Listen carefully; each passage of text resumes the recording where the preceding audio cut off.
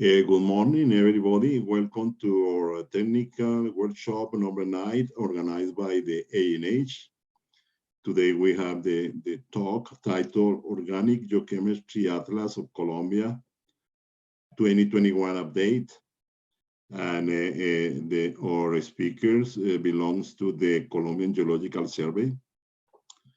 Just to give you a briefing of today we are starting the month. So we will have several activities this month. As I mentioned today, this morning, we have today the Geological Survey talking about the Organic Geochemistry Atlas. Next week, we will have the UPTC University representatives here, and we will talk about the gas, the second part of the gas topics and value chain, legal framework, and geopolitics of the natural gas business in Colombia. In April 15, we will have a break. That is the Holy Week, and we will get back on April 19. We will be in Cartagena that week, attending the IC conference, and the ANH will have a stand there, and we invite all of you to visit us. And during the time frame of 11 o'clock to 12 o'clock every day during the ICE conference, we will have technical talks in our stand. You are invited to join us there, and we will try to cover, to recall what we have done this year. We will talk about the Sinú San Jacinto, Lower Mac, the Llano Southwestern part. We will talk about the Caribbean and Pacific new opportunities, and also we will mention the gas opportunities in the country. And on April 29th, we will have the last talk of April. And as you can see, we will cover several areas where we have identified gas opportunity, oil, hydrocarbon gas, liquid and gas opportunities there. So we will have our progress, excuse me, in the Lower Magdalena Basin. We will show to you the results of the interpretation of the Perdices program. We will have also the interpretation of several blocks in the foreland close to the Cusiana area. We will talk about the Llanos 98, Llano 15, Niscota, Corp 68, and we also recall what we have found in the Flores Santos, Paraguay areas in the Sinú San Jacinto basin. And so something that we keep in mind is that every month we will present all of you one talk on gas. That's it. This is just the program for April, May, June, July. So we will keep you informed of every talk on gas every month. Don't forget that you have in our website 18 areas recommended for nomination in front of the ANH. And so those are 18 so far. Today we have the pleasure to have Roberto Aguilera with us, that works at this time for the Colombian Geological Survey. Roberto Aguilera is a geologist graduated from the National University in Colombia in 1995. Roberto has 26 years of professional experience with oil companies as consultant in basin analysis, prospect evaluation, seismic interpretation, and reservoir characterization in Colombia, Ecuador, Peru, Bolivia, and Venezuela, including onshore and offshore basins. Recently, Roberto is focused his work on carbon capture, utilization, and storage research, and evaluation on new conventional and unconventional plays in Cretaceous and Paleozoic rocks. Roberto is a professional member of the AAPG, GCSS, EPM, SPWLA, and the EAG. He is an owner of and CEO of RA Geology, which is an E&P and carbon capture utilization and storage consultant firm based in Bogota, Colombia. So, Roberto, welcome to our workshop this morning. Thank you, Miguel. Well,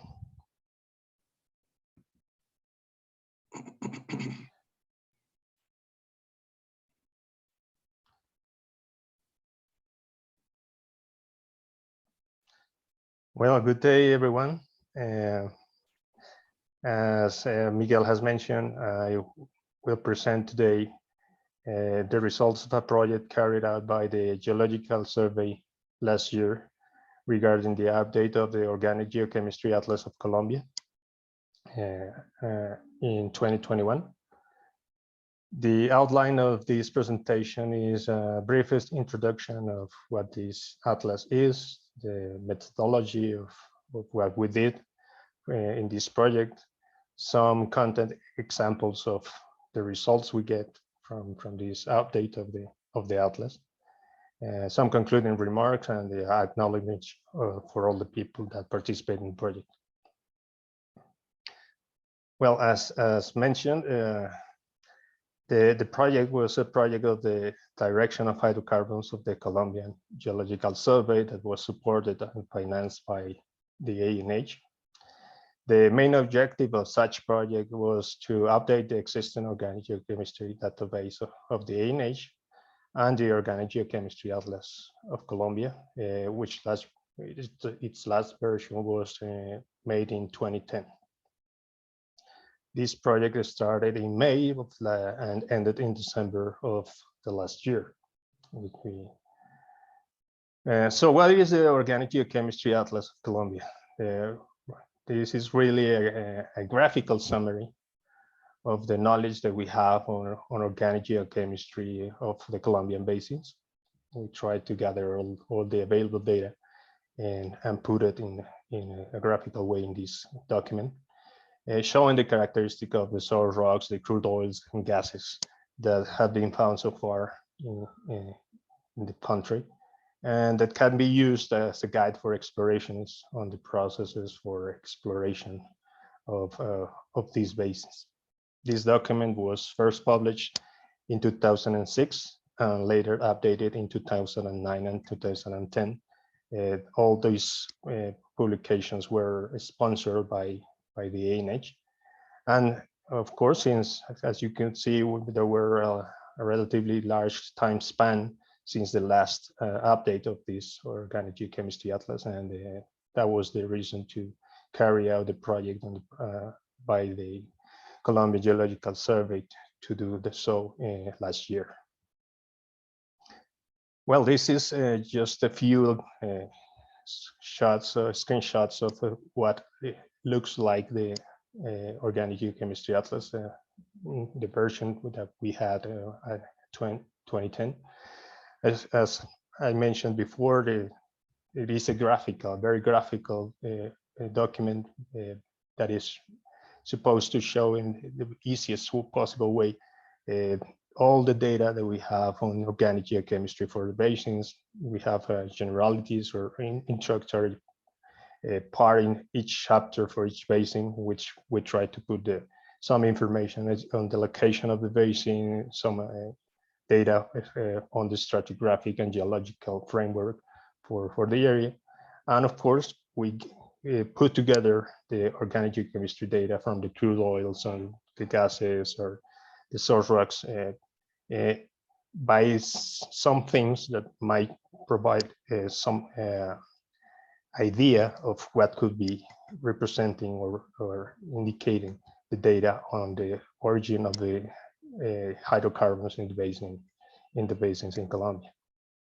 So as you could see, we have data related to the oils, to the source rock, to the gas that we put together in this document with some boxes in which we also provide some ideas or conclusions or remarks regarding what we think this information might represent for each basin. And of course, as mentioned before, we try to put this together in a way that could be easy to follow and also focused on the ideas for exploration in the Colombian basins. Well, with this, we go to what we did. Well, as mentioned before, the project was to update this document that was made in 2010, and of course the database that ANH has on organic geochemistry. And for this, we had to review and compile all the data that was available in databases and peer review papers from 2010 to 2020. As part of that effort, we had to check more than 50,000 documents in those databases and found around 200 documents and reports with organic geochemistry data gathered or obtained for the companies and ANH during that time span.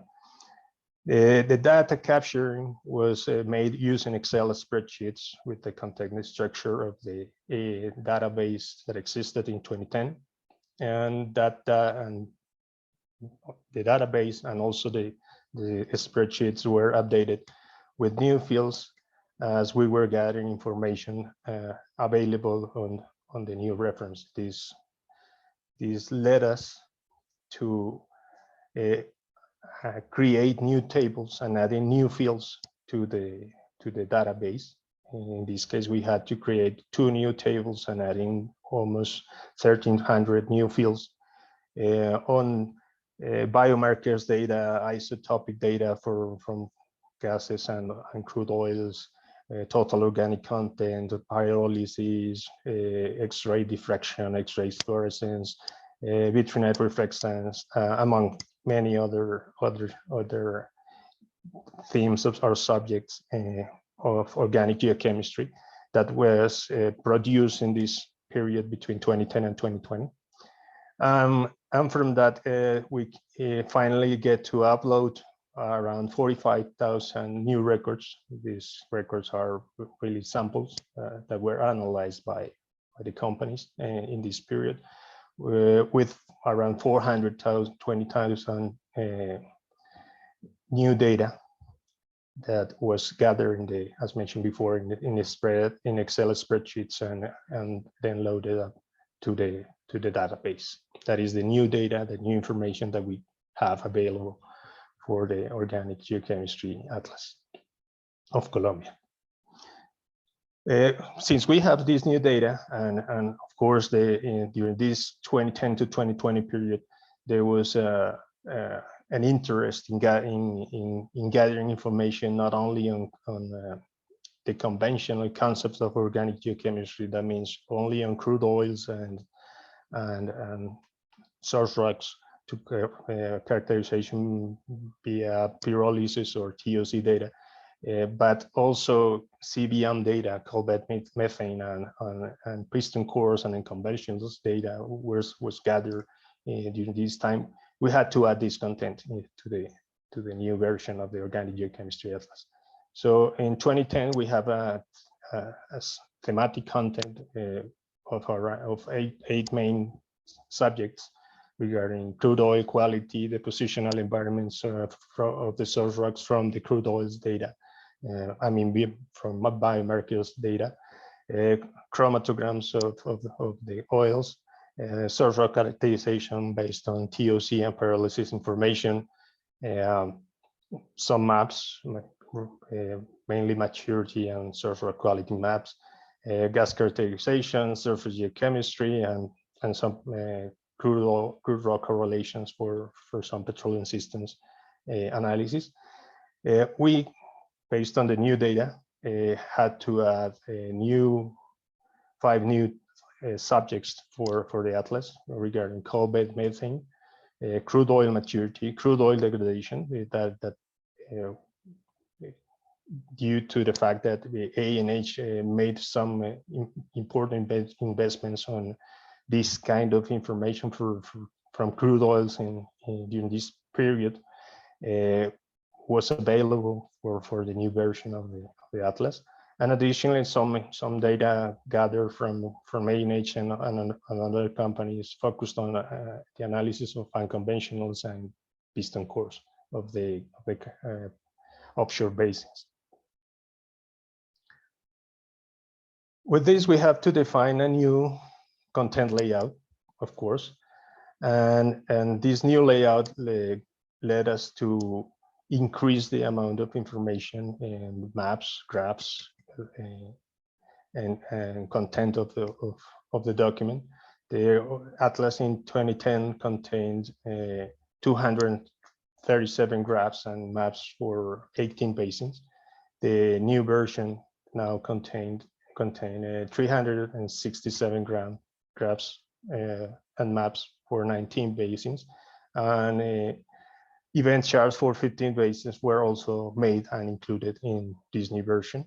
And additionally, the previous atlas were only published in one language. The last one was published in English, but this new version was made in English and Spanish versions.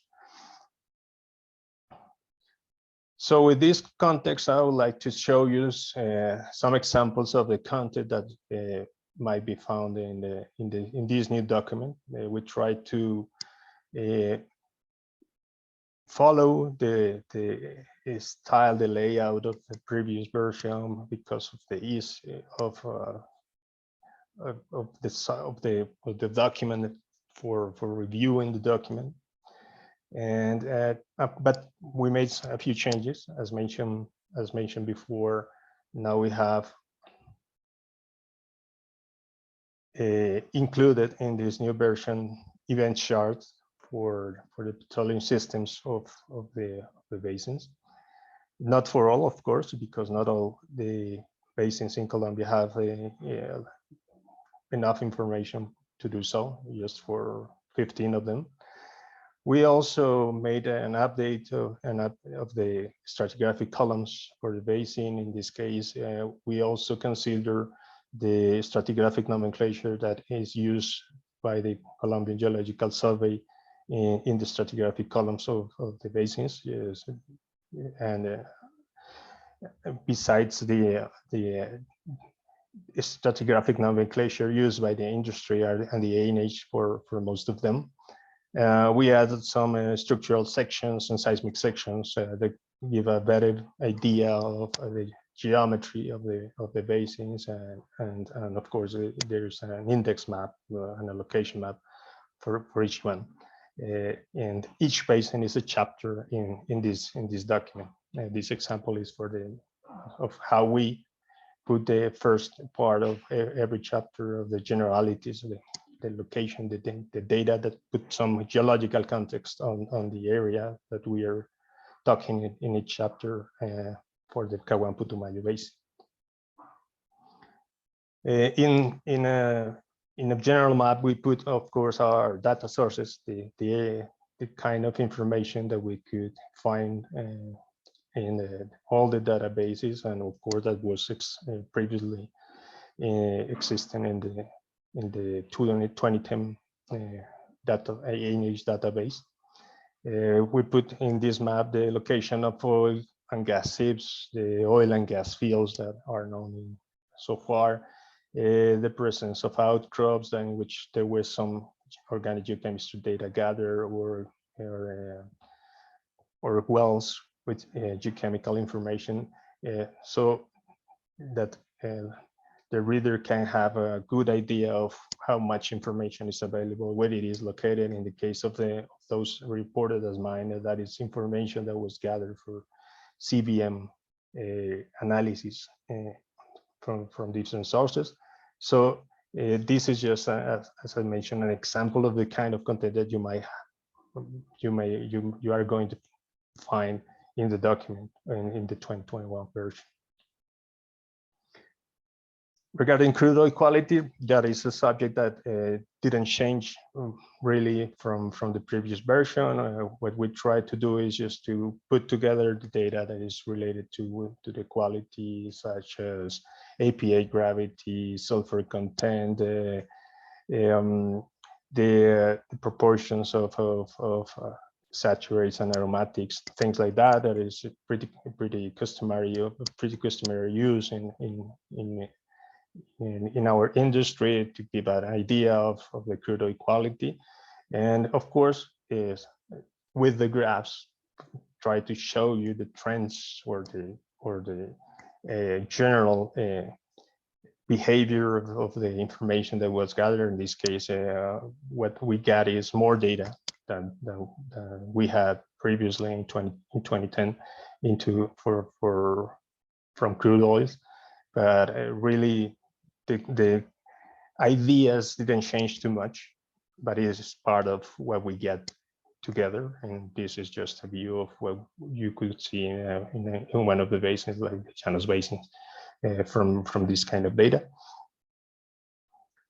In the case of the depositional environments, we had additional information that allowed us to make some additional graphs, in this case, ternary plots from the estuaries, to have a better idea on which is the depositional environment of the source rocks from which the oils have been produced, and use biomarkers, additional data from biomarkers to this to make this characterization on the origin of the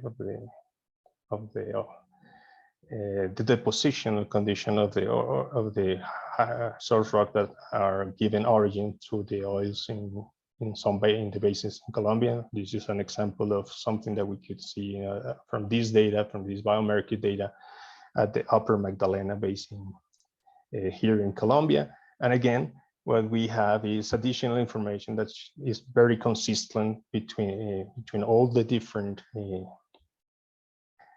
sources of data, and that indicates which is the origin of the hydrocarbons and the conditions of formation of these units. In this case, as you could see, everything is really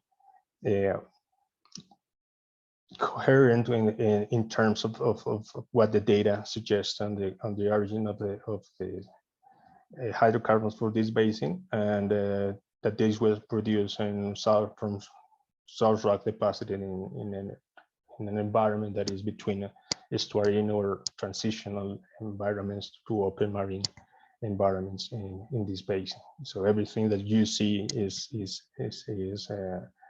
consistent with this interpretation from the data. We also used isotopic data, in this case from saturates and aromatic fractions of the crude oils. And well, something that I forgot to mention before is that the data is somehow classified by formations in this. So we use the data according to the formation that is from which it is gathered, so that you could have an idea if the unit is a tertiary or Cretaceous or older or younger, whatever, in the basin, and if there are different trends between this data. And this is one of those examples, as you could see in the isotopic graph.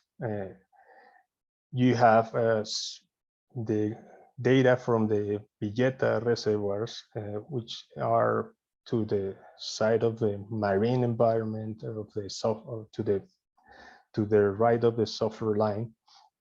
In this graph, indicating that the Villeta oils have a more marine prone source rock than the Caballos. Caballos, most of the samples are to the left of the sulfur line, towards the terrigenous part of the graph, indicating that source or terrigenous source rock at more with some probably continental input is probably the source of most of the oils found on for the Caballos in the Caguán Putumayo area. So that is part of the things that we would like to help to show with this document to the industry, to the people, to even students interested in analysis of this kind of data, that they have a relatively easy way to figure out this kind of patterns that give an idea of what could be happening in the basins and on the origin of the hydrocarbons. The crude oil maturity is a new subject in this version of the atlas, and of course we used relatively standard graphs for the analysis of these, mostly related to isomerization of estuarines, and as you could see in the case of the Llanos Basin, there's a wide spread of the data that is more with many samples indicating that the oils were generated close or at the peak oil window. But there are many others, like in the case of this strain isomerization graph, that shows that there are probably many oils that were generated at early or even over mature generation conditions in the basin, which is very somehow consistent with the fact that we have also a wide range of API gravities in the basin. We have condensates and heavy oils in this basin that might be well explained with this kind of correlate with this kind of patterns of maturity, with of course higher maturity oils related to the condensates and early or lower maturity oils, some of the normal or heavy oils found in the basin.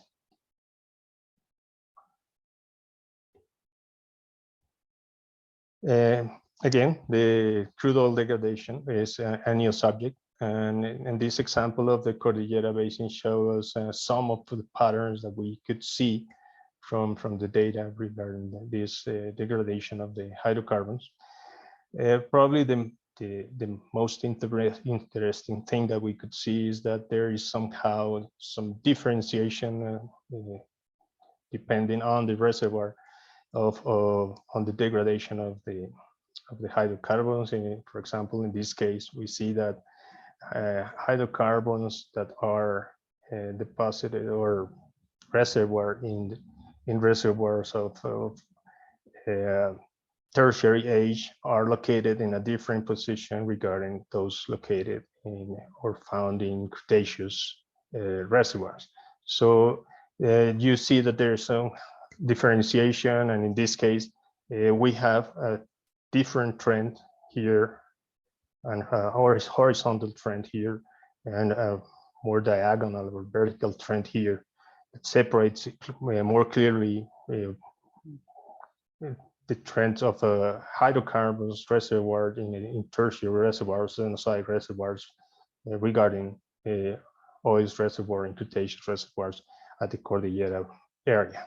So again, what we see is that we have patterns from data that we could use to try to understand why some reservoirs showed different patterns from another, and try to look for explanations on the reasons for such behaviors, and use that data to better understand the processes of accumulation and migration of these hydrocarbons in each basin.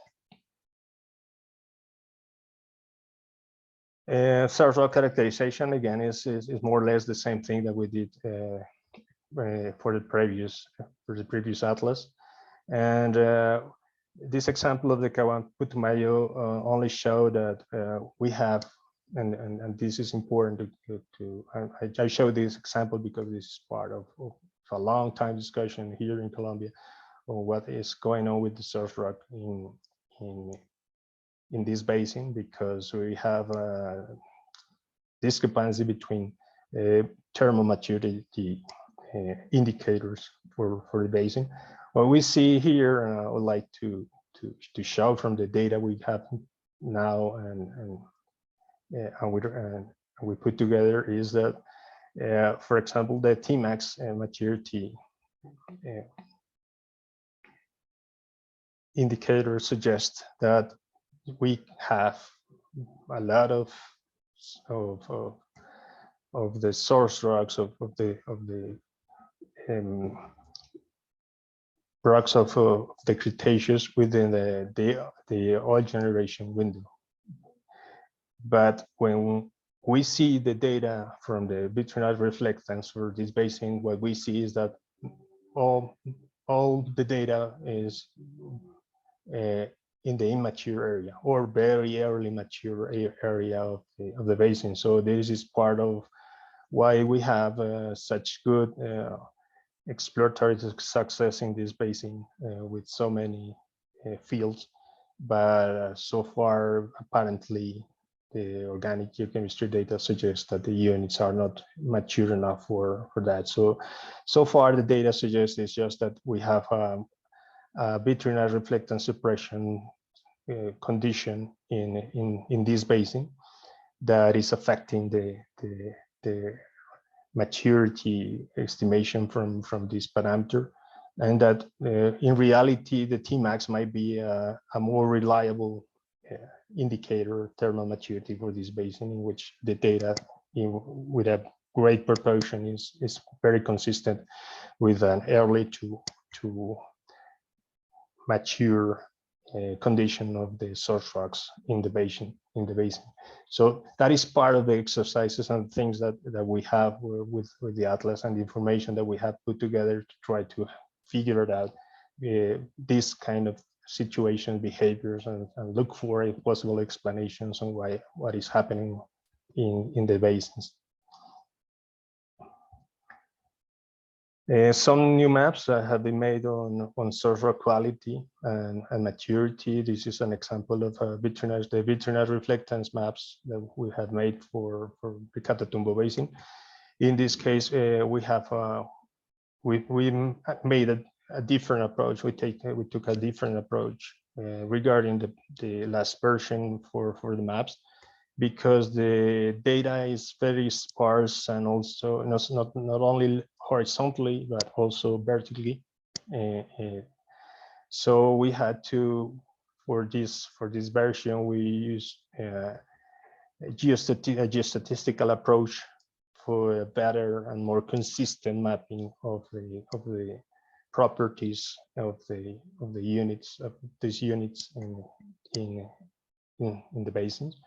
And again, as I show you, this is an example of what we get for the trends of vitrinite reflectance of the Cretaceous units in the Catatumbo Basin using such approach. And this is the TOC content maps that we obtained using that approach for the same units in the Catatumbo Basin. This is part of the main for mapping these units in the Colombian basins. The main problem is that we don't really have many geochemical profiles that are complete. Most of the geochemical profiles that we have for the units in Colombia, from wells in Colombia, are only partial sampling of the units, not really complete and homogeneous vertical sampling analysis for organic geochemistry, for complete organic geochemical profiles. So in this case, we have to try to reduce the uncertainties and also the disparities of the data using these geostatistical approaches for the mapping. On the petroleum systems, we really don't have new data much new data for this. So most of the new data was only information from crude oils that in many cases already existed, but there were no new data from rock extracts. But I bring here the example of what we saw at the Sinú San Jacinto Basin from this information, because that is part of also of several different ideas on the potential of this area. So far, most of the things or the ideas that we have suggest that the oils in this part of the basin this part of Colombia, and this basin is sourced from Cretaceous rocks, the Canzona formation. But the few data that we have from rock extracts, and those rock extracts correspond essentially to Cenozoic units, not the Cretaceous sequence, showed that some of the oils found in the basin correlate well with the extracts obtained from these units.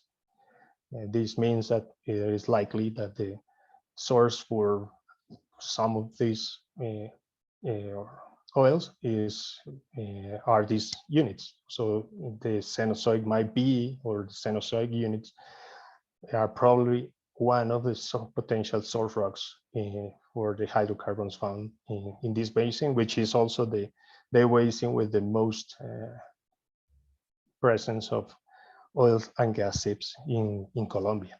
So this is just to provide some support on the possibilities that might exist. Of course, not all the oils could be explained or correlate well with these Cenozoic units, but this opens just the possibility, and of course the exploratory possibility of looking for more reservoirs in Cenozoic and source from Cenozoic rocks into also all another Cenozoic reservoirs in this basin. This is again another example of the data. As I mentioned before, we try to use the same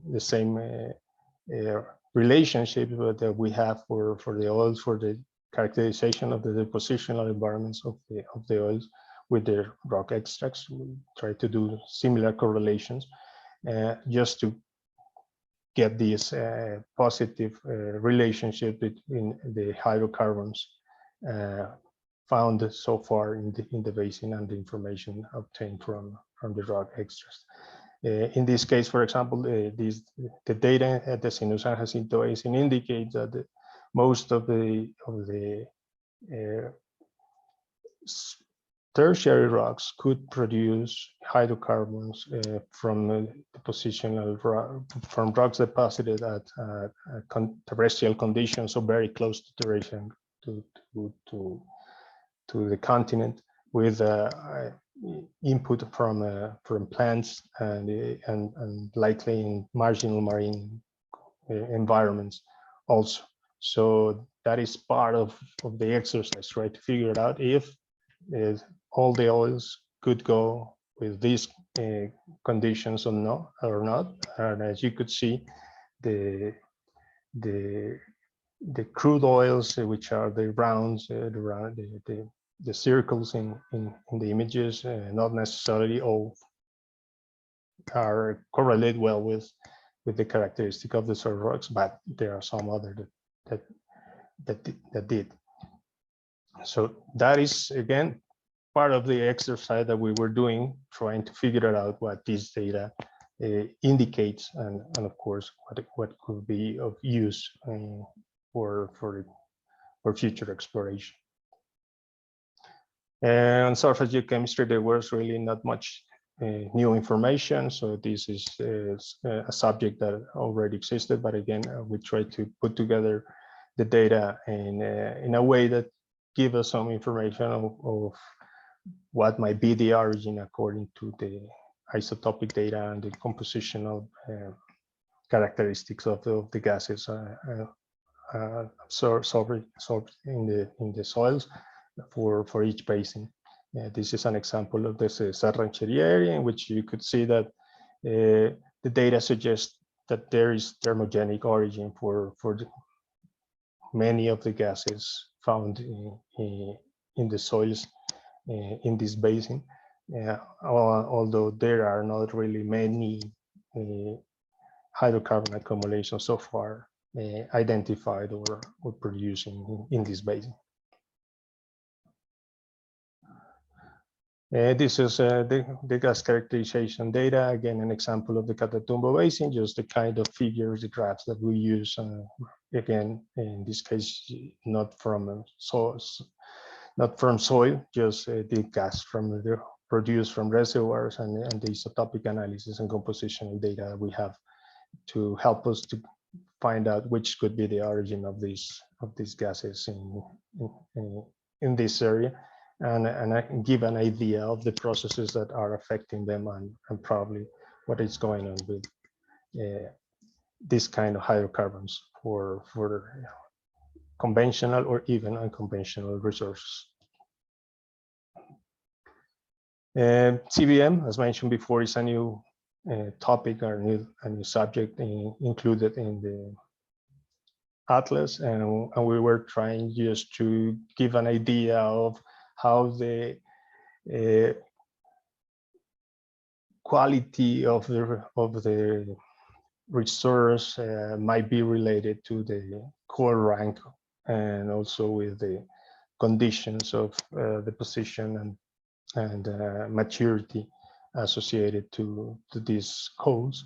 For in the case of the Cordillera, we could see a very clear trend between the presence of volatile material and the hydrogen index and maturity that show us that there is a good correlation of the rank of the codes or maturity of the codes with the presence of volatile material and of course with the potential of these codes as a resource, a CBM resource in this basin.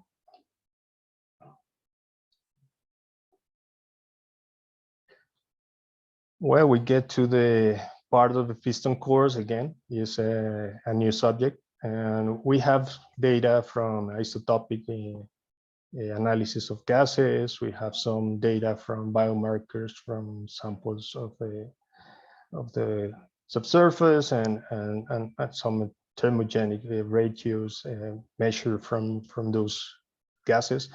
That in the case of the Colombia Basin, which is one of the areas of most interest recently for exploratory interest in Colombia, showed us that there is likely a possibility of biogenic but also thermogenic origin for the hydrocarbons in this area. Of course, all the data is not gathered in the same place. It is a huge area in which this kind of data has been gathered in different times by different companies even, and not all the data is, let's say, consistent. But the data so far is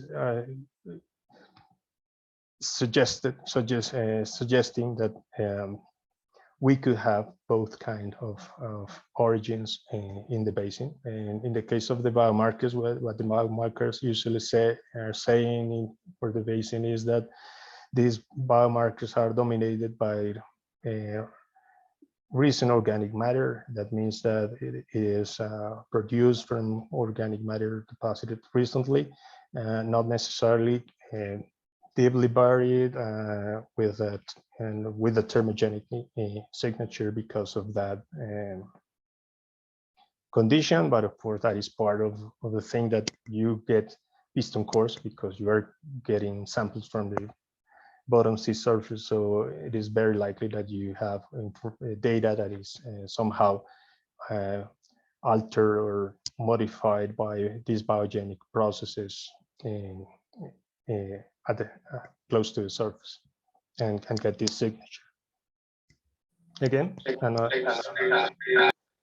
some additional data on that, and again, it's pretty much the same pattern.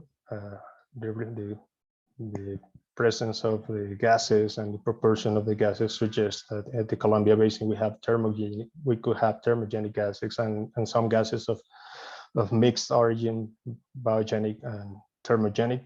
But again, that it needs little more data, little more information, and of course the help of the possibility of use more biomarker data could provide us a better idea of finally which is or in which parts it is more likely the thermogenic or the biogenic origin of part of the hydrocarbon found at the Colombia Basin.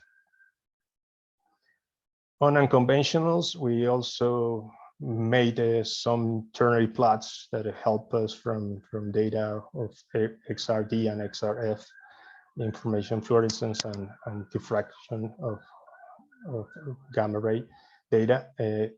That we made some graph that could give us an idea of which is the likely potential of those units to be unconventional reservoirs and of course the geomechanical possibilities of fracturing of those units. In this case, the example is for the Cordillera Basin.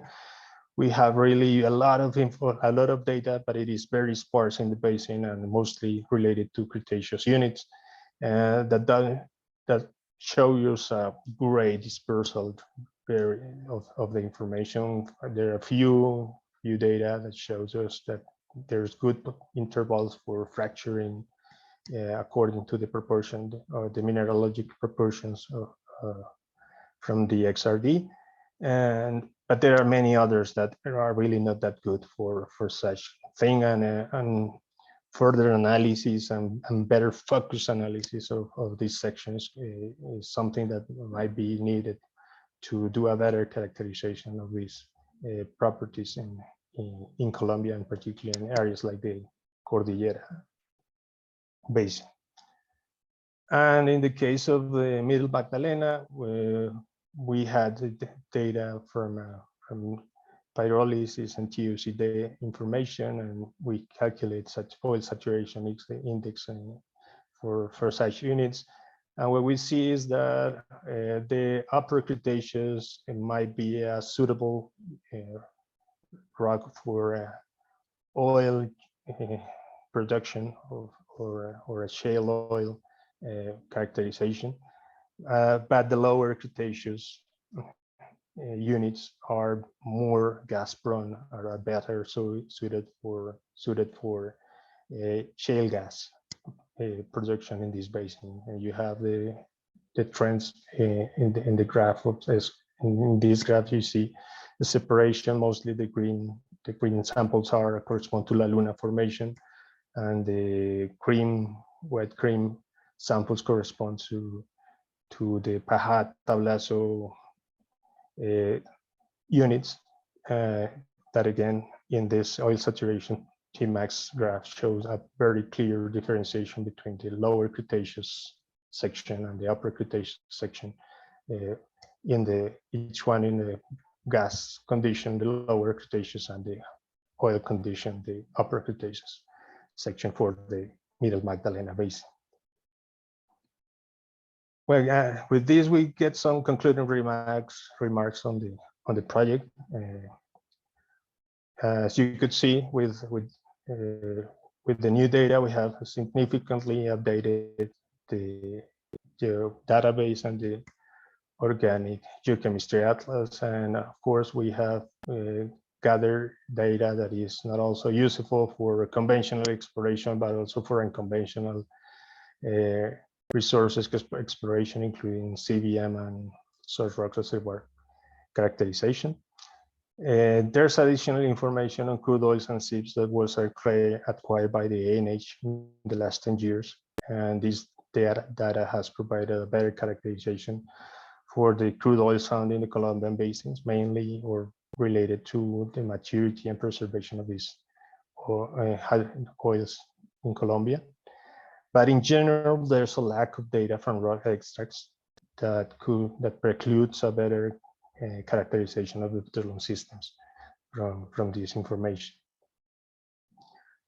Well, I would like to thank and recognize all the work and support from the Colombian Geological Survey, the Atlas team of the CGS, of course, the ANH, the technical team of the ANH, Liliana Zuleta, Jose Miguel de Armas, and Carlos Rey for their support, technical and financial for the project. And I would like to thank you all for being here today and listen to this presentation and be part of this. And hope that what I have shown you could be of help and useful for your endeavors in the future. Thank you very much. Thank you, Roberto. So we are perfectly in time. So if any of the attendees got any question for our speaker of today, I'm quite sure that he will be glad. There is a question from Alberto Ordóñez, Roberto.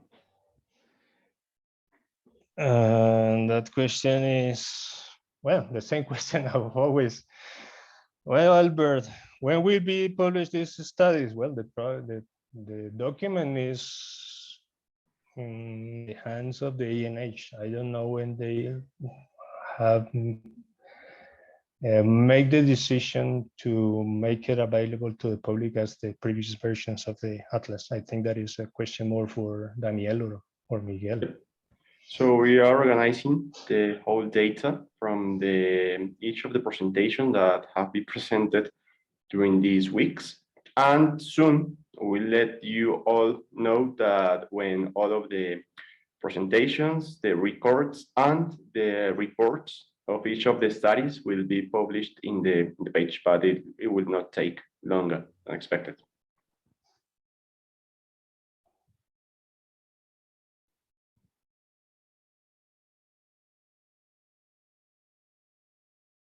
Is there any other question for our speaker of today?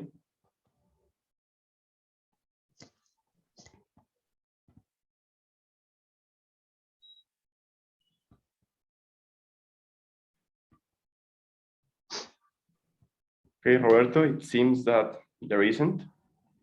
So from part of the ANH, we'd like to thank you for this excellent presentation, and more than the presentation, the excellent work that was performed by the Geological Service into this atlas. So we'd like to thanks to all of the attendees of today. See you next week, and see you to all of the attendees of the ICE with our docs in our stand. So thank you very much, Roberto, and thank you to all of the attendees. Thank you, Daniel and Miguel, for the opportunity.